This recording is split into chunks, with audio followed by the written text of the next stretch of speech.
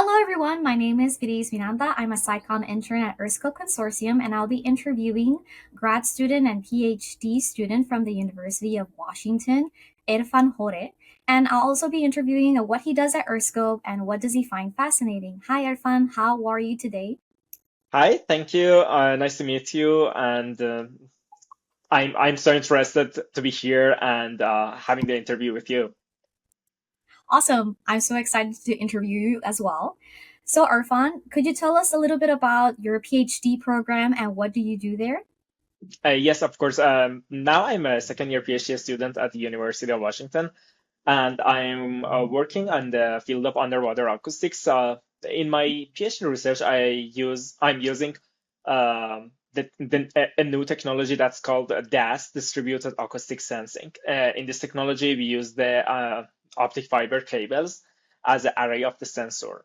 We use the interrogator to send pulses through the fiber optic cables and receive the backscatter signals, and it can work as an array of the sensors and get lots of data from any environment. For example, if you use that in the underwater area, we can get data from that place, or we can use it onshore, like the things that Earthoscope does, and we can get data from there.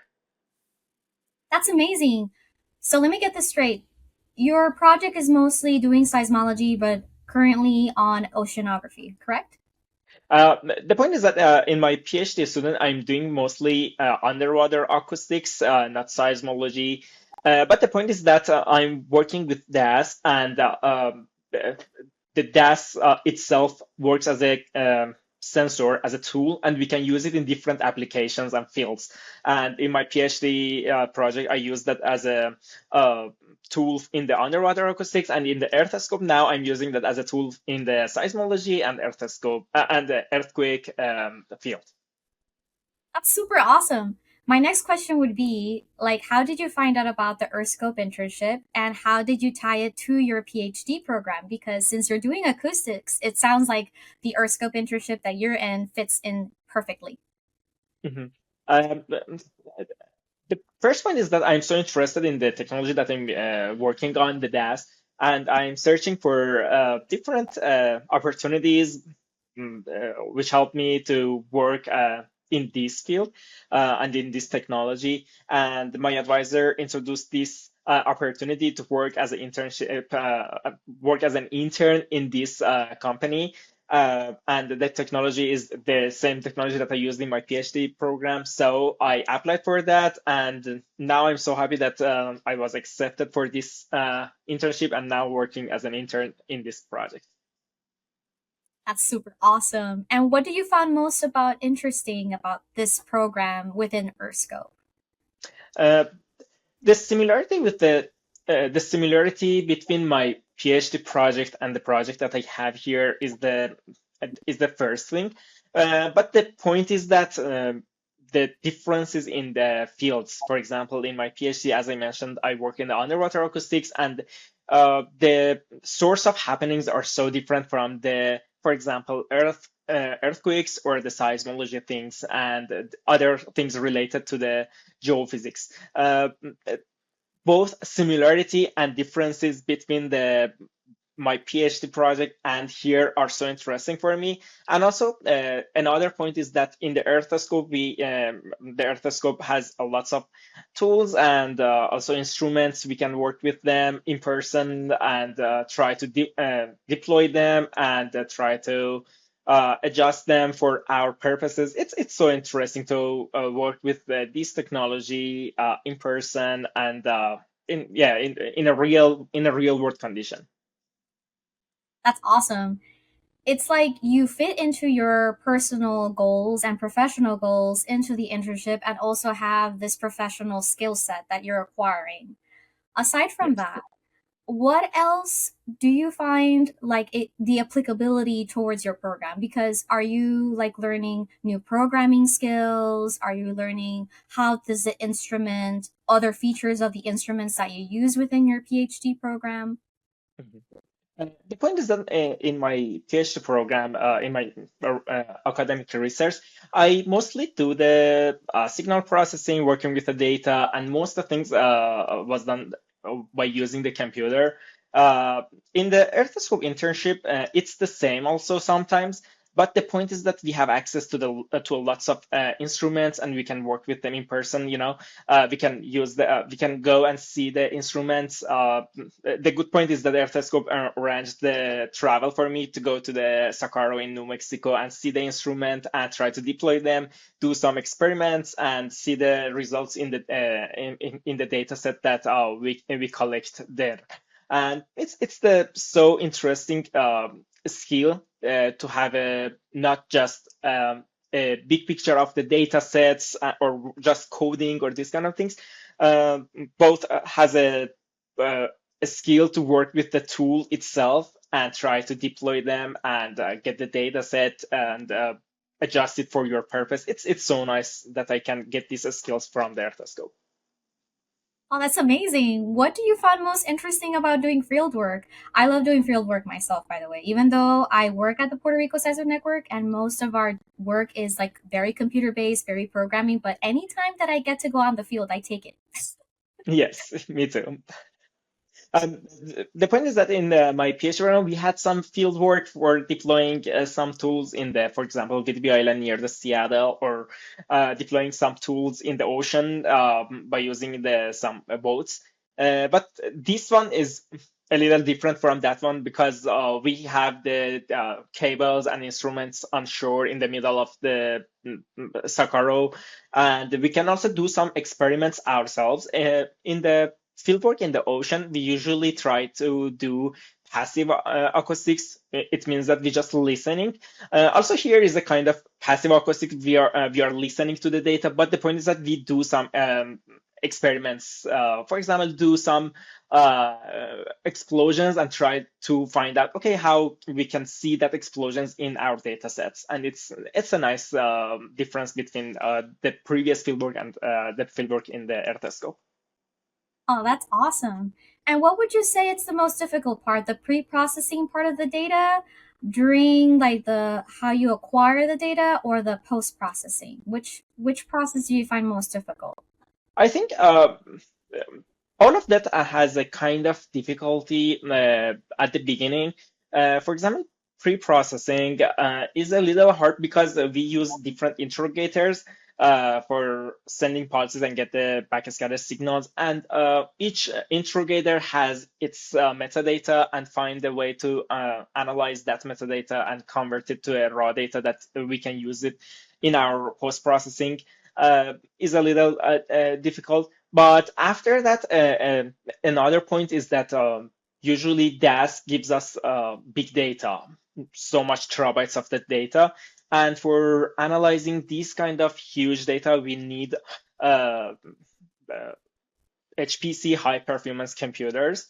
However, at this point, Earthoscope doesn't have a HPC for DAS project, and we should do that with normal computers.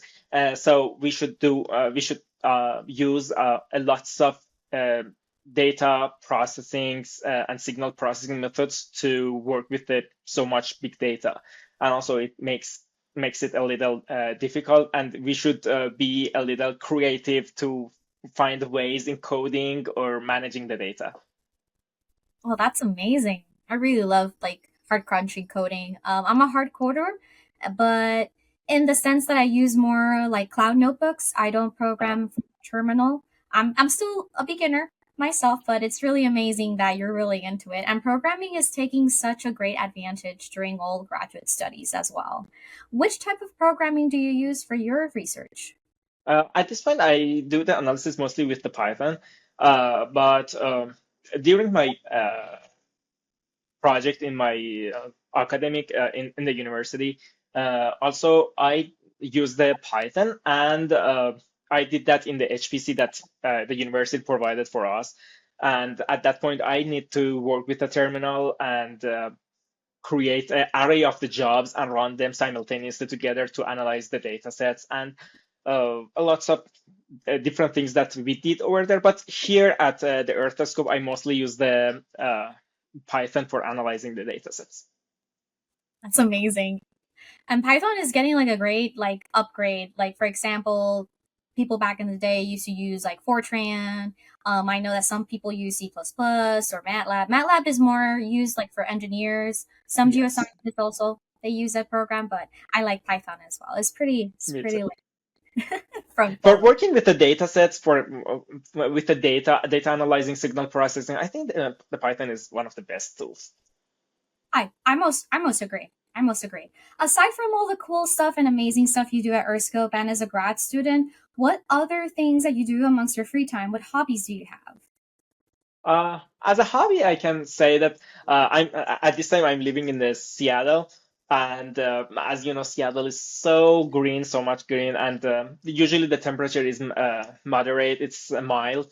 It's not too cold, too warm, and it's a great place for do hiking or biking. And most of the times, if I have free time in the weekends, I usually go hiking or do biking in the Seattle itself, and also sometimes swimming nearby the Seattle, and also in the lakes in the Washington state area.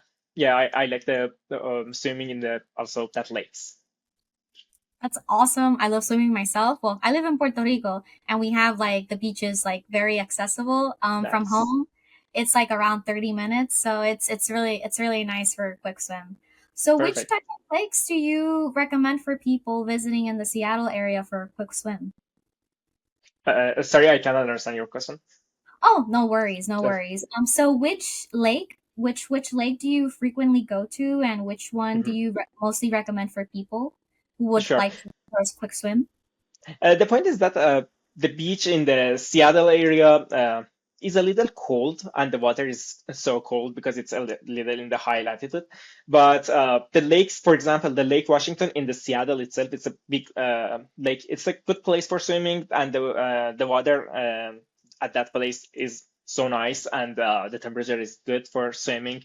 But also, there are some other lakes that you should hike first to reach out to that lakes. For example, the Lake 22 also is so nice place for swimming, but it's a little also cold. But I like that so much. Awesome. That's pretty cool. What and also another question that I have is what advice do you give like for undergraduates or for aspiring high school students who do want to study one day in your field? Like what like if it's like saying like if you could go back in time and see your 17-year-old self, what advice would you give to that person or to anyone, aspiring to your career? The first point is that if I want to give an advice to the undergrad students is to have a kind of big picture of different fields, to know that different fields of works and have an idea about all of them, then select the field that you like so much.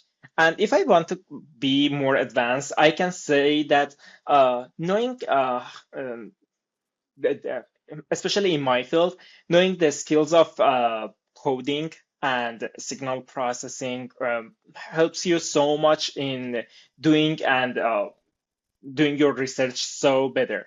And also simultaneously, you should get the back science of your work. And also, it's so important, but it can be done when you start your grad studies. But prior to that, knowing the coding and data analyzing and this kind of skills that's needed in most of the fields of works help you to improve yourself so much better. That's awesome. It's very important, like when you get to a type of field, to have a big picture of what are the advantages of studying that field, and also what you like studying. I agree that whatever you put your mind to, you have to really feel passionate about it, and I think Yes, that's how the success happens. Well, thank you so much, of Irfan. course. Wish you the super best at this Earthscope Consortium Thank you internship. so much. And thank Ah, you for your interview. It was so great. Thank you so much.